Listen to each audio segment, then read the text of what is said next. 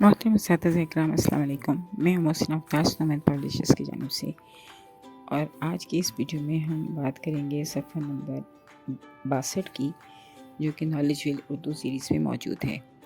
और ये किताब नर्सरी के बच्चों के लिए तरतीब दी गई है। ये देखिए, ये है सफ़ा नंबर 62 और यहाँ हर्फ ज़ुआद का तारुफ दिया गया है। ऊपर 4 आइकन्स मौजूद हैं: सुनना, बोलना और पढ़ना। ये ज़ुबानदानी की महारतें हैं।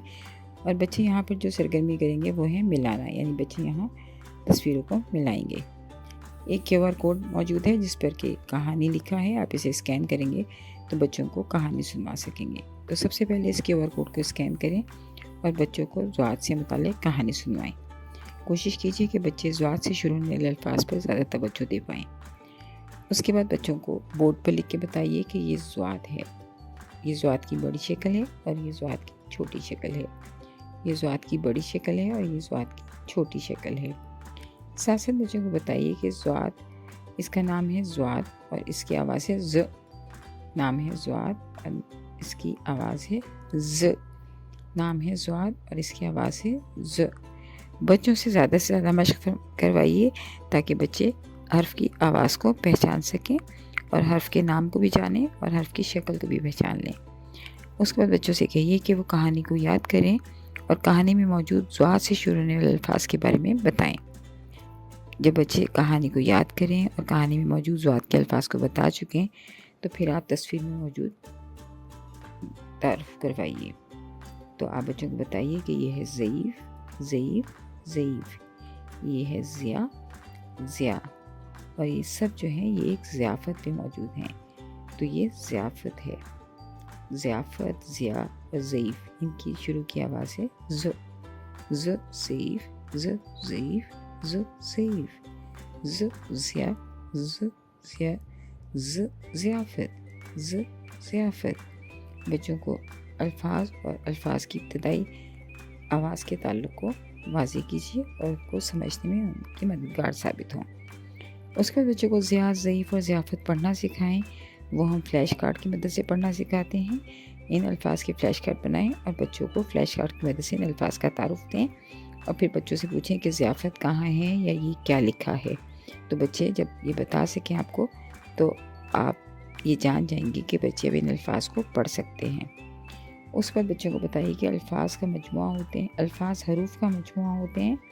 तो बच्चों को बताइए कि ज़िया में ज़ुआद, ये और अलिफ भी शामिल हैं।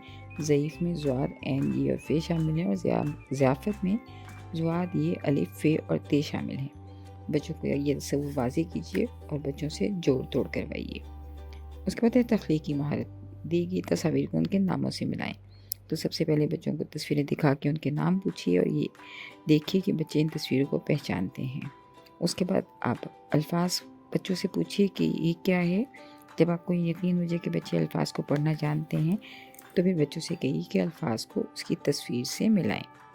इस तरह हम सफ़ा नंबर 62 को मुकम्मल कर पाएंगे। सफ़ा नंबर 63 जो है वो लिखाई की मशक़ है, यानी यहाँ बच्चों को ज़ुआद लिखना सिखाएंगे।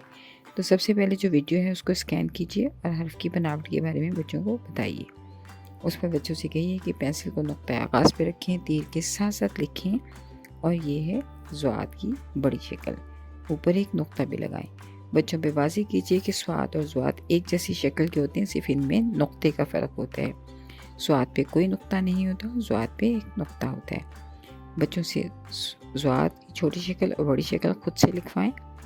उसके बाद ज़िया, ज़ईफ़ और ज़ियाफ़त, ये अल्फाज लिखे हैं, इन पर पेंसिल फेरने के लिए बच्चों से कहिए और बच्चों से कहिए कि वो इसको पढ़ते हुए ज़ोर से बोलें ताकि बच्चे इनकी लिसनिंग और स्पीकिंग दोनों कर सकें और साथ साथ वो पेंसिल फेरते हुए अल्फाज की बनावट को अपने जहन में महफूज कर सकें।